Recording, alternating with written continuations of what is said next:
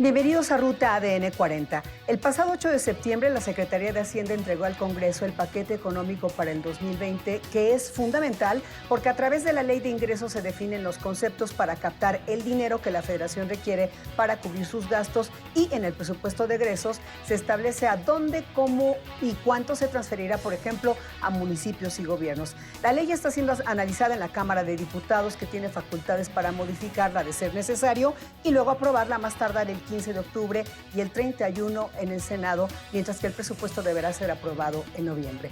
¿Cuáles son los puntos principales y cómo impactarán en lo individual y en lo social? Acompáñanos a conversar con el senador Alejandro Armenta de Morena, presidente de la Comisión de Hacienda en el Senado de la República.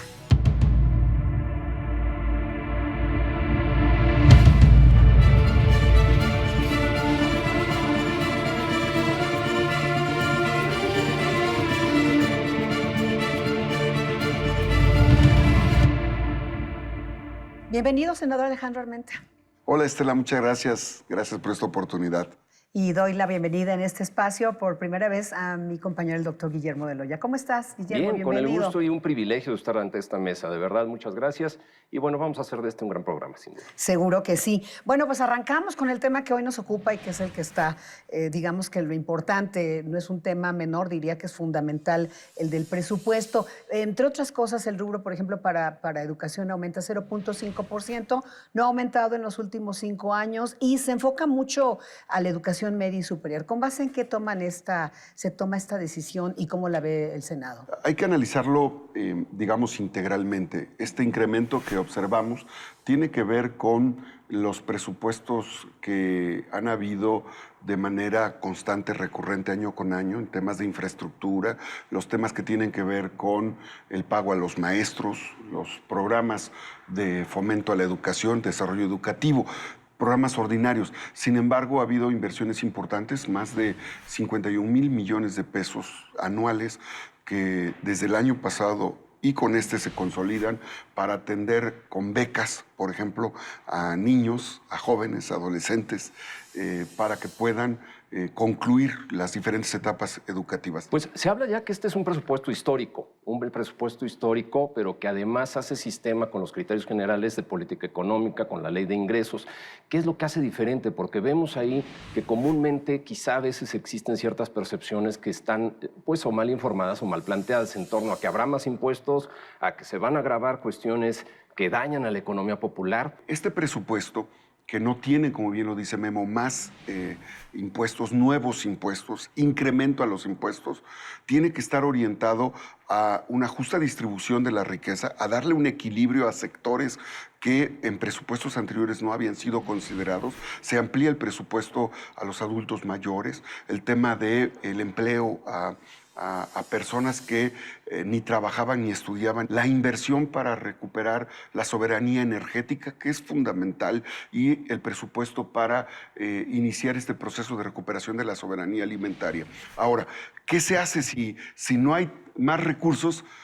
Si no hay más impuestos, ¿cómo hacerle para hacer que esta cobija alcance? El hecho de que el presidente de la República elimina la facultad que tenía unipersonal para condonar impuestos, o el hecho de que se combate empresas fantasmas y la facturación que acreditaba acciones inexistentes por cerca de 1.6 billones de pesos, te van a representar recursos importantes que estamos considerando van a permitir financiar el desarrollo del país, sin más impuestos y ampliando la base de quienes contribuyen. Pero el tema de la facturación, digamos, falsa, ha metido mucho ruido en el sector empresarial. ¿Cómo se va a sortear o cómo se está sorteando pues si hay rispidez, en cierto modo, con un sector de los empresarios? Qué bueno que comentas eso, Estela, porque 8 meses tuvimos mesas de diálogo con el Consejo Coordinador Empresarial, con la Asociación Mexicana de Bancos, con diferentes organismos empresariales, y la iniciativa que presenté tuvo modificaciones, 15 modificaciones, y aún en el Pleno hace un par de semanas, cuando se aprobó, el senador Ricardo Monreal presentó una reserva que permite proteger aún más a los empresarios. Tanto en el gobierno de la República como en el Senado entendemos claramente que el motor del desarrollo son los empresarios y estamos con ellos. Pero sí era muy importante cerrar este hueco que representó, fíjate, la emisión de 9 millones de facturas para soportar actos inexistentes. 9 millones con 8,000 empresas que se crearon indebidamente entre el 2014 y el 2019, que desviaron prácticamente una tercera parte del presupuesto nacional. Y algunos indicadores económicos, controladores económicos importantes que se ven hasta optimistas, ¿alcanzará para ese 1.5 a 2.5 de crecimiento económico tan ansiado y sobre todo en un entorno internacional restrictivo, con una fluctuación importante en el precio del petróleo? Tenemos una previsión importante para México, $49 la mezcla mexicana, un superávit de 0.7. ¿Cómo es que ven en este entorno la capacidad real como país para lograr ese 1.5 o 2.5, que sería todavía mucho mejor? Sí, ese rango de crecimiento, como bien lo dice Memo, Estela, es muy importante alcanzarlo.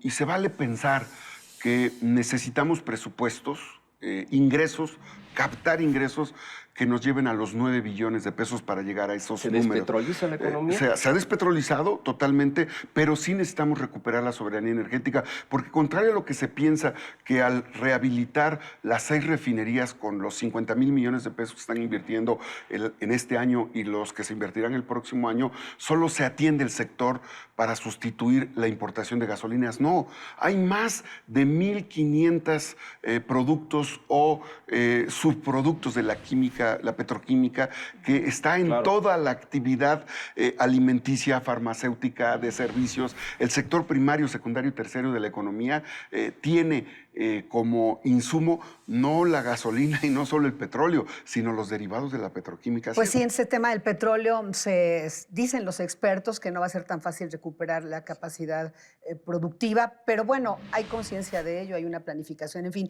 Lo que me gustaría es retomar esto que comentabas hace un rato, senador, sobre lo que se perdía por corrupción, que es alrededor de $1 billón, contra el casi medio billón que se solicita en el presupuesto para el año que viene, destinado a programas de beneficio social, a primero los pobres, por ejemplo, el de los adultos mayores. Sí, es muy importante lo que comentas, Estela, sobre todo porque esta parte de saqueo presupuestal y fiscal que tenía el país desde el propio gobierno tenía que detenerse. Fue un mandato muy claro el 1 de julio del 2018, pero también era necesario que recursos que son de los mexicanos lleguen de una forma distributiva, sea la distribución de la riqueza permita un desarrollo integral.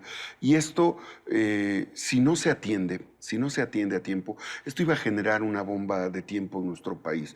El que tengamos el 50% de la población en extrema pobreza ya era una olla de presión social. Este sistema se colapsó y hay que decirlo con claridad, porque la corrupción no tiene partido. Hoy que gobierna Morena también puede incurrir en actos de corrupción. Por eso es que le vamos a delito grave la corrupción, por eso es que le vamos a delito grave ya desde el Senado el robo de hidrocarburos, por eso es que estamos atendiendo a el que se edifiquen o se desarrollen empresas fantasmas desde el gobierno. Lo estamos combatiendo porque no queremos que este modelo que venía saqueando el presupuesto y evadiendo desde el poder público los recursos públicos continúe. Esto indudablemente tiene que ser un llamado de atención para los poderes públicos y para los órdenes de gobierno. Es un mandato de la población. Recapitulando, tenemos un paquete económico con una alta capacidad distributiva hacia lo social, con una disciplina fiscal férrea que no se había visto, que hace que tengamos un mayor ingreso del Estado por la parte fiscal que por la parte petrolera. Bueno, un incremento, digamos. Pero ¿qué amortiguadores tenemos como país ante lo imprevisto que siempre en algún momento nos ha pasado? El paquete económico establece criterios de política económica y en ese sentido se considera o se estima cómo va a estar fluctuando el precio del barril, cuál va a ser, estimamos y analizamos el crecimiento en Estados Unidos, ¿no? Que estará muy a la par con el que tendremos en México, la divisa con respecto al dólar y el peso mexicano, que por cierto hay que decirlo, el peso mexicano ha mantenido una fortaleza y una estabilidad muy importante en el mundo. Pero bueno, también tenemos que recordar que tenemos un instrumento que nos ha permitido tener un margen de maniobra. México tiene un superávit comercial con Estados Unidos, su principal socio comercial, y ya tenemos firmado un tratado de libre comercio. Claro. El tema lo tiene hoy Canadá y lo tiene Estados Unidos. Esa es una válvula de escape muy importante. Y también hay que recordar que en materia económica global, aunque no es un tema, digamos, que pudiera ser considerado en términos racionales como algo de presunción, pero el que exista una guerra comercial entre China y Estados Unidos, nosotros tenemos una ventaja en ese sentido, ¿no?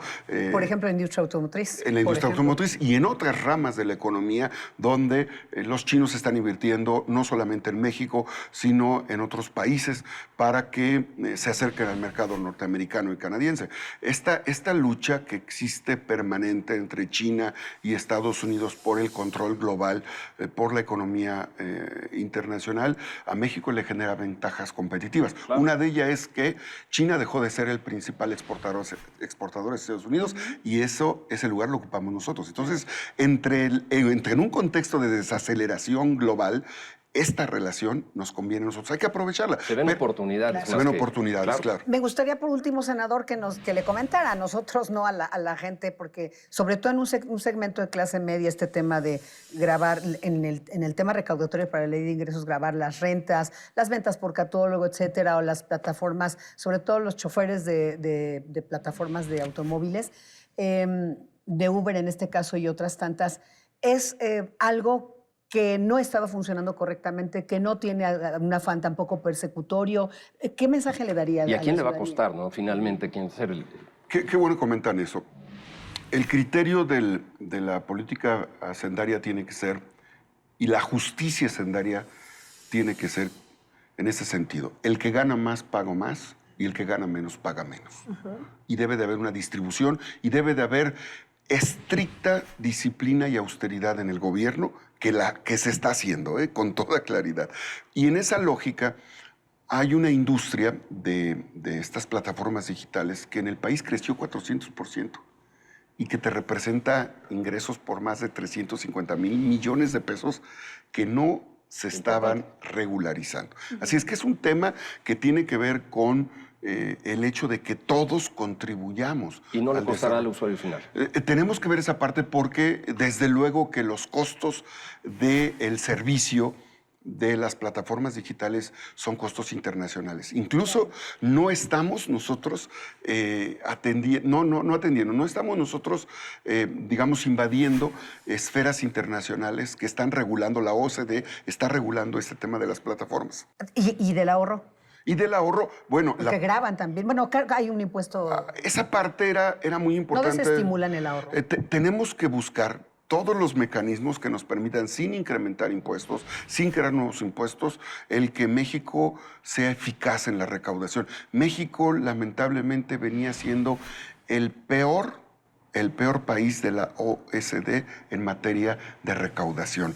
Si queremos realmente ser competitivos y tener inversión y llegar a esos porcentajes en términos de Producto Interno Bruto y de recaudación, tenemos que ser más eficaces. Muchísimas gracias, senador Armenta. Estela Memo, gracias a usted. Muchas Guillermo de Loya, gracias. Muchas gracias, Estela. Y gracias a usted por acompañarnos en una emisión más de Ruta ADN 40.